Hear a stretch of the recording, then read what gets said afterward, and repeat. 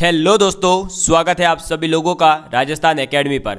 मैं प्रवीण सिंह आप सभी लोगों के साथ में इस वीडियो के अंदर बात करने वाला हूं सेकंड ग्रेड मैथ्स के अंतर्गत आप लोगों के लिए जो 11th या 12th या आप 10th लेवल का जो पोर्शन आप कहते हैं, मतलब कि आपका सीनियर और सीनियर सेकेंडरी लेवल का जो पोर्शन दे रखा है, उसके अंदर देखेंगे तो आप लोगों के एक टॉपिक मेंशन है कोऑर्डिनेट ज्योमेट्री। क्या मेंशन है? Coordinate geometry.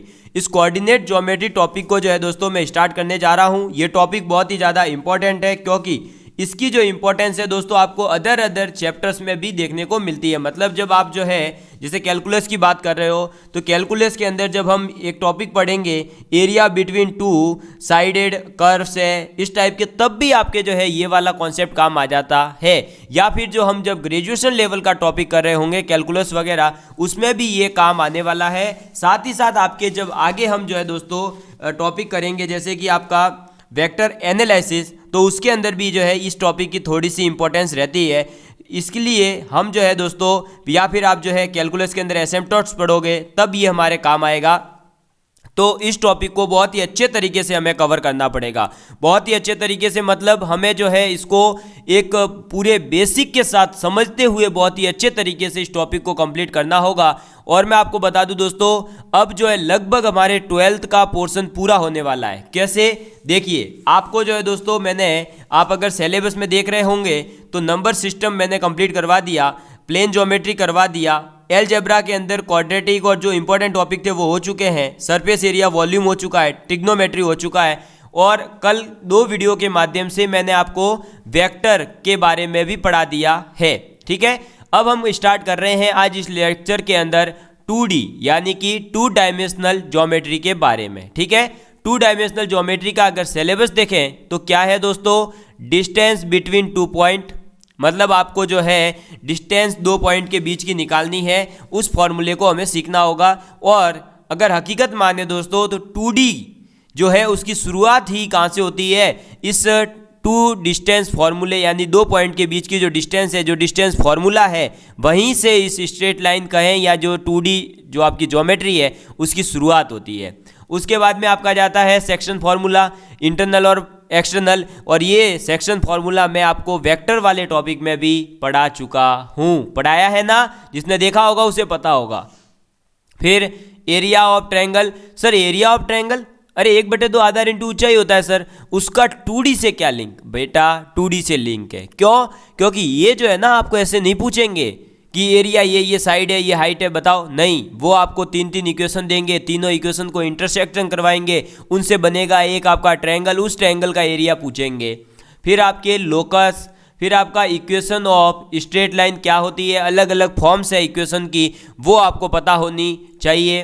फिर पेयर ऑफ स्ट्रेट लाइन, और पेयर ऑफ स्ट्रेट लाइन के ऊपर एक क्वेश्चन भी आया है 2016 के पेपर में, मैंने जब डिस्कस करा तो आप लोगों को बताया था। फिर आपका सर्कल, पैराबोला, इलिप्स, हाइपरबोला, आपको बताया था इलिप्स और हाइपरबोला से भी क्वेश्चन आया है, सर्कल से भी क्वेश्चन आया है।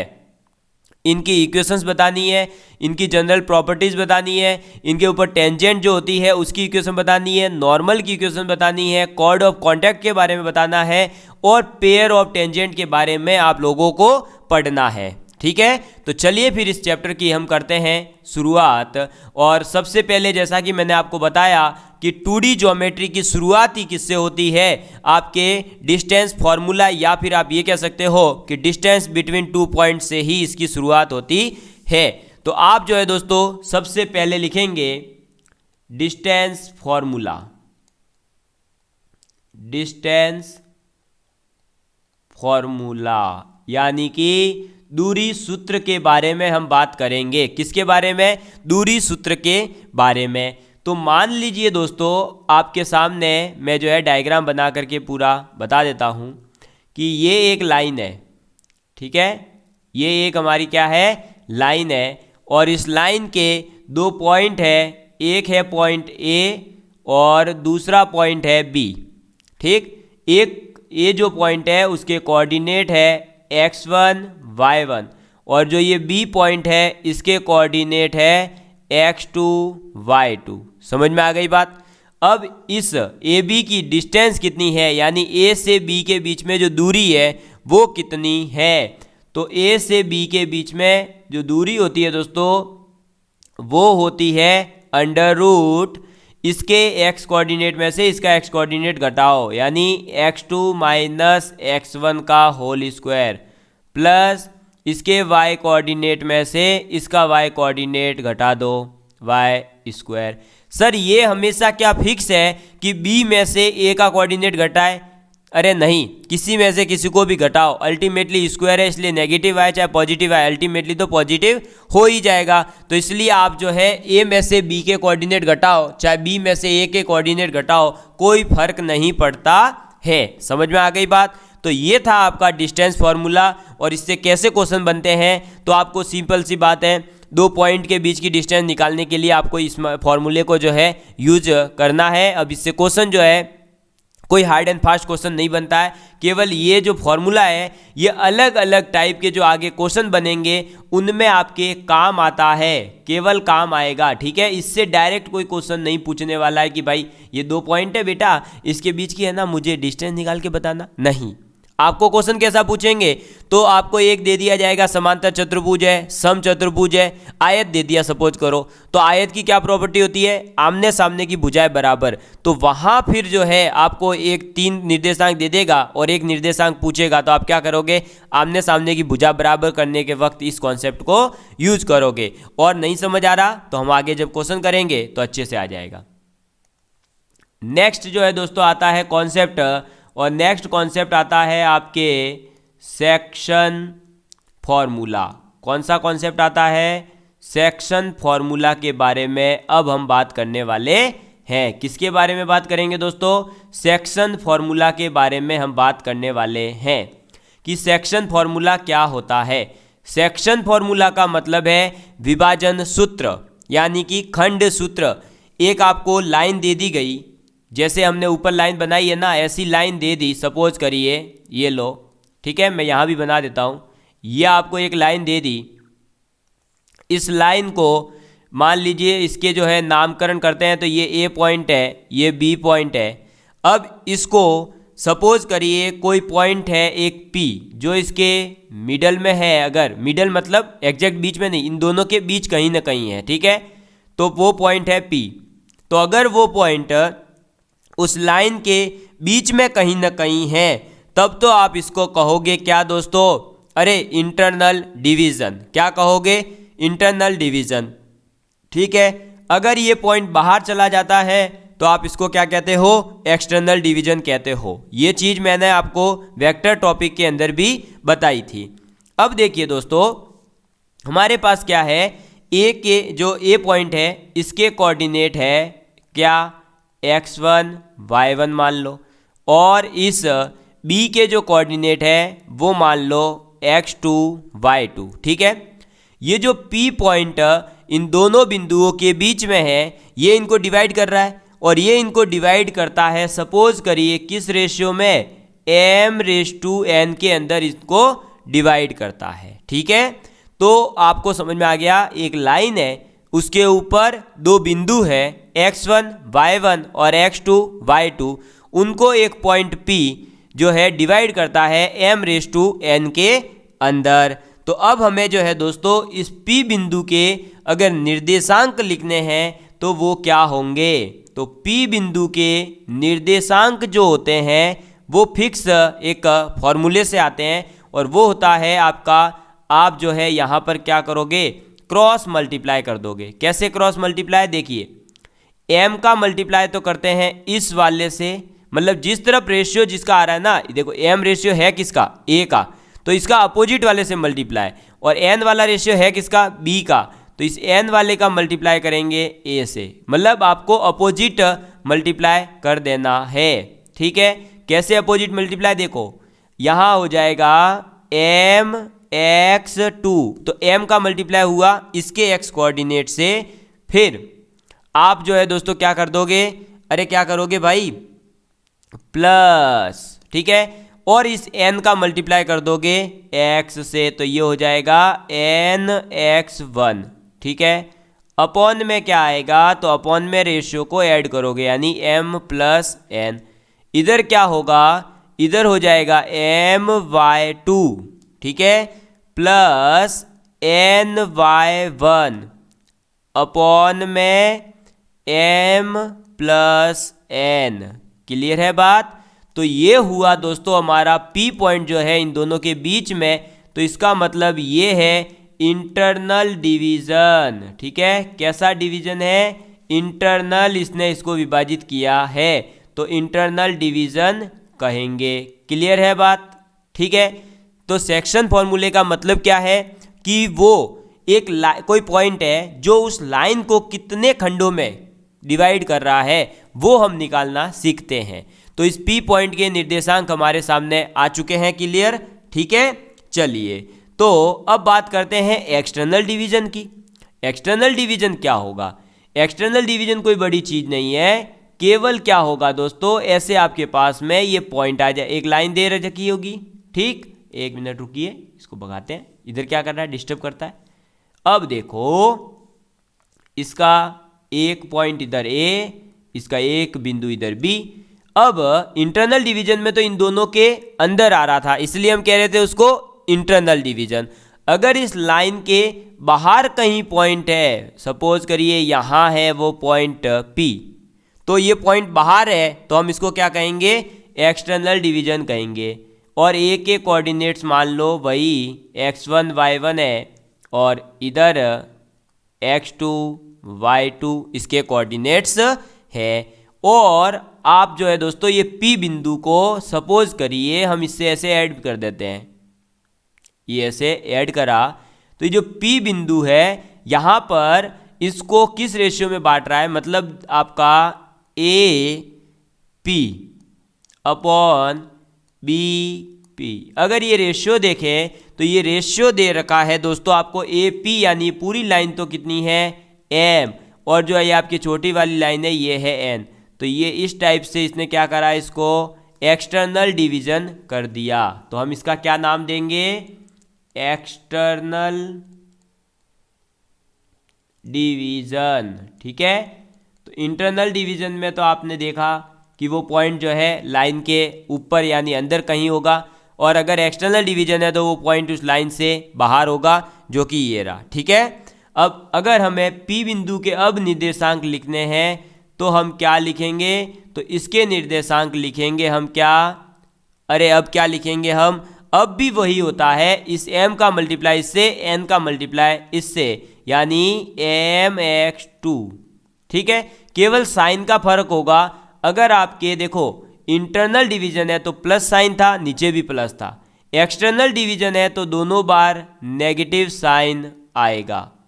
ठीक है, m माइनस n, और ऐसे ही m y2 minus n y1 upon में m माइनस n। तो ये जो है किसके कोऑर्डिनेट्स है? एक्सटर्नल डिवीजन जो पॉइंट कर रहा है उसके कोऑर्डिनेट है। और इंटरनल में आप क्या करते हो? पॉजिटिव साइन लेते हो। अगर एक्सटर्नल है तो आप बीच में दोनों जगह क्या लगाओगे? ऊपर नीचे माइनस करोगे। बस इतना ही एक्सटर्नल और इंटरनल डिवीजन के अंदर फर्क है, और कोई फर्क नहीं होता है। ठीक है, तो ये तो एक्सटर्नल और इंटरनल पॉइंट हो गए। अब एक आप पॉइंट लिख लीजिए कि अगर ये पॉइंट जो है इनके बीच में हो, साथ ही साथ इनको आधा आधा डिवाइड करता हो, यानी इनका एग्जैक्ट मिड पॉइंट हो, तो उस मिड पॉइंट के कोऑर्डिनेट क्या होंगे? तो आप लिखेंगे कि जो मध्य बिंदु है उसके निर्देशांक, यानी कि coordinates of mid point, coordinates of mid points of line joining, अच्छा जॉइनिंग की स्पेलिंग गलत है, जॉइनिंग ए जो कि है x1 y1 and B point है आपका x2 y2। ठीक है, तो मिड पॉइंट जो है दोस्तों किसका? ए से बी जो आपने लाइन ज्वाइन करी है उसका मिड पॉइंट क्या हो जाएगा दोस्तों? x1 प्लस x2 अपॉन में 2, और इधर हो जाएगा y1 प्लस y2 अपॉन में 2। ये जो कोऑर्डिनेट्स हैं ये कोऑर्डिनेट्स किसके हैं? ये कोऑर्डिनेट्स हैं अगर ये जो P बिंदु है इनके मिड पॉइंट में आ जाए, यानी एग्जैक्ट मध्य बिंदु बन जाए। और मध्य बिंदु बनेगा तो क्या होगा भाई, ये वाला भाग और ये वाला भाग बराबर हो जाएगा, यानी कि m और n इक्वल हो जाएंगे। और m और n इक्वल हो गए मतलब m बराबर n रख सकते हो। तो इधर नीचे क्या हो जाएगा, अगर m रखते हैं तो इधर हो जाएगा 2m और इधर हो जाएगा m कॉमन आके कट जाएगा तो x1 प्लस x2 अपॉन 2। इधर भी आप m कॉमन ले लोगे तो क्या बनेगा formula, x1 plus x2 upon 2 y1 plus y2 upon 2। तो ये जो है दोस्तों आप लोगों की क्या हो गया, अरे ये क्या हो गया, एक आपका डिस्टेंस फार्मूला भी कवर हो गया है, आपका सेक्शन फार्मूला भी कवर हो चुका है, एक्सटर्नल और इंटरनल डिवीजन जो होता है वो कंप्लीट हो चुका है। ठीक है, समझ में आ गई बात, इतना क्लियर है आप लोगों के लिए। चलिए अब जो है दोस्तों हम आगे बढ़ते हैं और अब जो है मैं कुछ आपके सामने अलग अलग प्रॉपर्टीज जो है लिखवाने वाला हूं, जिससे कि आपके आगे जो है वो कॉन्सेप्ट अगर क्लियर होंगे तो काम आएंगे। क्यों काम आएंगे, क्योंकि उससे क्वेश्चंस बनते हैं, छोटे छोटे जो क्वेश्चन बनेंगे वो इन छोटे छोटे कॉन्सेप्ट से भी सॉल्व हो जाते हैं। तो अब आप लिखिए टॉपिक फैमिली ऑफ ट्रायंगल, यानी कि ट्रायंगल के जो फैमिली मेंबर है, यानी आपके अलग अलग प्रकार के जितने भी ट्रायंगल है उनकी बात कर रहे हैं। ठीक है, तो फैमिली ऑफ ट्रायंगल, ठीक है, तो फैमिली ऑफ ट्रायंगल की हम बात करते हैं वो क्या होगी। तो फैमिली ऑफ ट्रायंगल की अगर बात की जाए तो फैमिली ऑफ ट्रायंगल के अंदर सबसे पहला ट्रायंगल जो आता है वो आ जाता है दोस्तों आपके इक्विलैटरल। ठीक है, कैसा, इक्विलैटरल ट्रायंगल। अब ये इक्विलैटरल ट्रायंगल क्या होता है, तो इक्विलैटरल ट्रायंगल की जो प्रॉपर्टी है वो ये है कि इसकी all sides are of equal length. ये लाइन आपको याद रखनी है क्योंकि ये आगे काम आने वाली है। ठीक है, चलिए नेक्स्ट आ जाता है आपके आइसो स्केलन ट्रायंगल। ठीक है, तो आइसो स्केलन ट्रायंगल के बारे में हम बात करने वाले हैं। तो आइसो स्केलन ट्रायंगल जो है उसमें क्या हो जाएगा दोस्तों, आपके टू साइड्स आर इक्वल, सभी साइड इक्वल नहीं होगी, केवल टू साइड जो है ट्रायंगल की इक्वल होगी। समझ में आ गई बात। चलिए नेक्स्ट थर्ड पॉइंट आ जाता है आपके दोस्तों स्केलन ट्रायंगल। और स्केलन ट्रायंगल जो है उसके अंदर क्या हो जाएगा बताओ, इक्विलैटर में तीनों साइड इक्वल, आइसो स्केलन में दो इक्वल, तो आपके स्केलन के अंदर क्या हो जाएगा, ऑल साइड्स आर डिफरेंट, यानी एक भी साइड इक्वल नहीं होगी। तो all sides are of different length. ठीक है, चलिए नेक्स्ट फोर्थ पॉइंट आता है राइट एंगल्ड। तो राइट एंगल जो ट्रायंगल होता है उसके बारे में बात कर रहे हैं। और राइट एंगल ट्रायंगल का मतलब है कि वो ट्रायंगल जो है पाइथागोरस थ्योरम को सही प्रूव करेगा, यानी पाइथागोरस थ्योरम जो है सेटिस्फाई करेगा। और अगर पाइथागोरस थ्योरम सेटिस्फाई हो रही है तो आप एक ट्रायंगल के अंदर कर्ण का स्क्वायर बराबर लंब का स्क्वायर प्लस आधार का स्क्वायर, ये मैंने लिया है इस ट्रायंगल के बेस पर। ठीक है, ये हम ले लेते हैं, देखिए क्या हो जाएगा, ए और ये बी और ये सी, तो कर्ण स्क्वायर बराबर लंब स्क्वायर प्लस आधार स्क्वायर। ठीक है, ये हमारा 90 डिग्री एंगल होता। नेक्स्ट आपके आ जाता है फिफ्थ ऑब्ट्यूज ट्रायंगल। ठीक है, या ऑब्ट्यूज एंगल भी कह सकते हो। तो ऑब्ट्यूज अगर ट्रायंगल है या फिर ऑब्ट्यूज ट्रायंगल है तो आप ये कहोगे कि उसकी एक साइड कोई भी उसका स्क्वायर अदर जो दो साइड्स है उसके स्क्वायर से ज़्यादा होगा। समझ में आ गई बात? यानी कि एक साइड का स्क्वायर अदर जो दो साइड्स बची है उसके स्क्वायर से ज़्यादा होगा। सम करके 6 नंबर पे आपका आ जाता है एक्यूट। ठीक है, तो एक्यूट एंगल या ट्रायंगल जो है उसकी प्रॉपर्टी होती है कि आपका एक साइड का स्क्वायर अदर दो साइड जो भी बची उनके स्क्वायर के सम से जो है कम होगा। समझ में आ गई बात? ठीक है, क्लियर है? तो फैमिली ऑफ ट्रायंगल के अंदर आपको क्या क्या याद रखना है कि इक्विलैटरल ट्रायंगल में सभी साइड इक्वल होती है, ताकि आप लोगों को अगर ट्रायंगल दिया जाए उसके दो निर्देशांक दिए जाए तो आप तीसरा निकाल सको। किससे? उस रूल से कि ऑल साइड्स उसकी इक्वल होनी चाहिए। तो आप दो की डिस्टेंस निकाल लो, 2 पॉइंट के बीच की डिस्टेंस निकाल लो, उसको अदर जो बचे उन दोनों के लिए इक्वल कर देना, आंसर आ जाएगा। एक्स क्या है जो भी आप मानोगे। ठीक है, फिर आपके आइसो स्केलन में दो साइड्स इक्वल होती है। स्केलन के अंदर 3 साइड जो है अलग होगी। ठीक है, मतलब एक भी साइड इक्वल नहीं आनी चाहिए। राइट एंगल के अंदर पाइथागोरस थ्योरम वैलिड होगी, कर्ण स्क्वायर बराबर लंब स्क्वायर प्लस आधार स्क्वायर। ऑब्ट्यूज के अंदर क्या होगा, एक साइड का स्क्वायर जो है वो हमेशा अधिक होगा दो साइड के स्क्वायर से भी। और एक्यूट एंगल का मतलब है एक साइड का स्क्वायर जो है वो कम होगा दो साइड के स्क्वायर के सम से। समझ में आ गई बात? चलिए नेक्स्ट अब जो है दोस्तों हमारे आ जाता है कौन सा टॉपिक, तो नेक्स्ट आ जाता है फैमिली। आप लिखिए फैमिली ऑफ क्वाड्रिलेटरल, यानी कि चतुर्भुज के परिवार की हम बात करने वाले हैं। तो क्वाड्रिलेटरल, तो फैमिली ऑफ क्वाड्रिलेटरल्स के बारे में हम बात करने वाले हैं। ठीक है, चलिए अब बात करते हैं इसके बारे में। तो ये क्या कहता है, इसके अंदर जो अलग अलग टाइप के आपके जितने भी क्वाड्रिलेटरल है उनकी हम बात करेंगे। और पहला जो क्वाड्रिलेटरल आता है दोस्तों वो हम बात करते हैं पैरेललोग्राम के बारे में, यानी समांतर चतुर्भुज। ठीक है, तो पैरेललोग्राम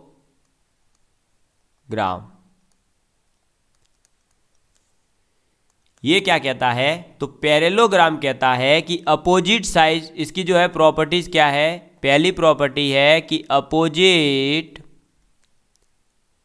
साइड्स आर इक्वल। समझ में आ गई बात? यानी आमने सामने की जो साइड्स है वो इक्वल होगी, बट डायगोनल आर नॉट, उसके जो डायगोनल है विकर्ण है वो इक्वल नहीं होंगे। तो डायगोनल्स आर नॉट। समझ में आ गई बात? ठीक है, तो पैरेललोग्राम में क्या होता है, अपोजिट साइड्स जो है वो इक्वल होती है, बट जो डायगोनल्स होते हैं वो इक्वल नहीं होते हैं। पहला पॉइंट। दूसरा पॉइंट इसके अंदर आप याद रखेंगे कि diagonal will not be angle bisector, यानी कि ये जो आपके डायगोनल है विकर्ण है वो किसी भी कोण को दो बराबर भागों में नहीं तोड़ेंगे, एंगल बाइसेक्टर नहीं होंगे। लेकिन जो डायगोनल है वो एक दूसरे को बाइसेक्ट करते हैं, दो बराबर भागों में ही बांटते हैं। तो डायगोनल बाइसेक्ट ईच अदर। समझ में आ गई बात? वो एक दूसरे को जो है बाइसेक्ट करते हैं, यानी दो बराबर भागों में बांटते हैं। चौथा पॉइंट है कि if vertex A B C of a parallelogram are, भाई ए बी सी वर्टेक्स है पैरेललोग्राम के, जो कि क्या है दोस्तों आपके x1 y1, ठीक है, ऐसे ही x2 y2, ऐसे ही x3 y3, ठीक है, रेस्पेक्टिवली, यानी कि क्रमशः। तो रेस्पेक्टिवली देन आपका जो डी कोऑर्डिनेट होगा यानी चौथा जो होगा वो क्या होगा, तो डी विल बी, वो कोऑर्डिनेट हो जाएगा आपका x1 plus x3 minus x2। ठीक है, एक मिनट इधर नहीं लगाते ब्रैकेट। और आपका सेकंड जो होगा, मतलब ये तो x कोऑर्डिनेट निकलेगा, कैसे निकलेगा, आमने सामने वाला x1 प्लस x3, उसमें से जो बचा हुआ कोऑर्डिनेट है उसको घटा देंगे x2 को। ऐसे ही इधर भी y1 प्लस y3 माइनस कर दोगे आप y2। समझ में आ गई बात? ठीक है, अगर हम इसका जो है डायग्राम बनाए दोस्तों तो कैसा बनेगा, देखिए मैं आपके सामने जो है इसका डायग्राम भी बता देता हूँ। इस टाइप से आप बना सकते हो। ठीक है, एक मिनट, ये देखिएगा, ये लो, आप इस टाइप का डायग्राम जो है इधर बना सकते हो। और इसके अंदर ये है आपका ए कोऑर्डिनेट, ये है बी, ये है सी, ये है डी। ठीक है, अगर इनका नामकरण करें तो ये है x1 y1, ठीक, ये हो जाएगा आपका x2 y2, ये हो जाएगा आपके x3 y3, और ये हो जाएगा x4 y4। ठीक है, मतलब ये x4 y4 का मतलब यही वाला कोऑर्डिनेट। ठीक है, और इसके अंदर आप इनको जो है मिला दीजिए। क्या करोगे, ऐसे मिला भी दीजिए। देखो कैसे, ये ऐसे आमने सामने, तो ये है इनका विकर्ण, डायगोनल जो होता है ना वो ये है। और इसकी क्या प्रॉपर्टी बताई थी कि ये जो डायगोनल्स हैं ये क्या करेंगे, देखो एंगल बाइसेक्टर होते हैं क्या, अरे भाई जो इधर ये एंगल बन रहे हैं, एंगल को पूरे को बराबर काटते हैं क्या, नहीं, लेकिन ये खुद जो है एक दूसरे के ऐसे बराबर होते हैं। समझ में आ गई बात? ये है इनका ओरिजिन ओ। बस, तो ये बात आपको जो है पैरेललोग्राम के बारे में याद रखनी है। नेक्स्ट अगर हम बात करें तो नेक्स्ट पॉइंट आ जाता है आपके एरिया ऑफ पैरेललोग्राम क्या होता है। तो आप लिखिए एरिया ऑफ पैरेललोग्राम को मैं ऐसे रिप्रेजेंट कर सकता हूँ, दो पैरेलल लाइन खींचूंगा और ऊपर लिख दूंगा GM। तो एरिया ऑफ पैरेललोग्राम का मतलब होता क्या है, बेस इंटू हाइट। ठीक है, क्या होता है, बेस इंटू हाइट, किसका, पैरेललोग्राम का एरिया। समझ में आ गई बात? तो पैरेललोग्राम का एरिया अगर बेस इंटू हाइट है तो वो कैसे निकलता है, उसके लिए पर्टिकुलर अगर फॉर्मूला पूछे तो मैं आपके सामने इधर जो है फॉर्मूला बना करके बता रहा हूँ। ठीक है, वेट करिए थोड़ा सा। अच्छा, इसको डिलीट करो, ये लो, इतना बड़ा बना देता हूँ, ये लो। ठीक है, अब देखिए इसके अंदर हम क्या करते हैं, थोड़ा सा चेंज करते हैं कि अगर मैं जो है इसके सेंटर से यहाँ एक परपेंडिकुलर खींचूँ, ठीक, ऐसे ही मैं जो है यहाँ पर मान लेता हूँ कि मैंने यहाँ भी एक परपेंडिकुलर ऐसे खींचा नीचे। ठीक है, और इसको ऐसे मिला दिया, ये लो, और यहाँ से इस पॉइंट से इसके ऊपर मैंने परपेंडिकुलर डाला, सपोज करिए। अब देखिए ये है आपका ए कोऑर्डिनेट, ये है आपका बी, ये है आपका सी, ये है आपका डी, ये मैंने बताया था। ये एंगल मान लो कितना है, थीटा।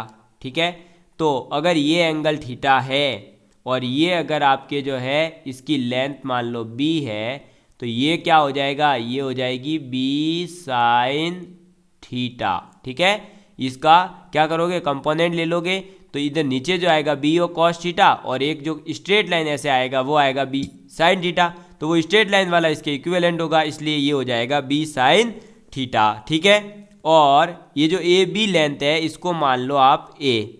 ठीक है, और आप जो है दोस्तों अब क्या करोगे, अरे भाई अब क्या करोगे, तो अब जो है इसका एरिया क्या हो जाएगा, अरे बेस इंटू हाइट, बेस कितना है ए, हाइट कितनी है बी साइन थीटा, तो हम इसको क्या कह सकते हैं, इसको कह सकते हैं ए बी साइन थीटा। बस यही हमारा आंसर हो गया। ठीक है, ऐसे ही अगर आपको जो है क्या दे दे दोस्तों, इस फॉर्म में ना दे करके आपको दूसरा वाला दे फॉर्म, कैसा फॉर्म सर, देखो मैं बताता हूँ। अगर आपको ये वाला फॉर्म ना दे करके कुछ अलग दे दे, कैसे देगा वो देखिए मैं आपको बना करके दिखा देता हूँ।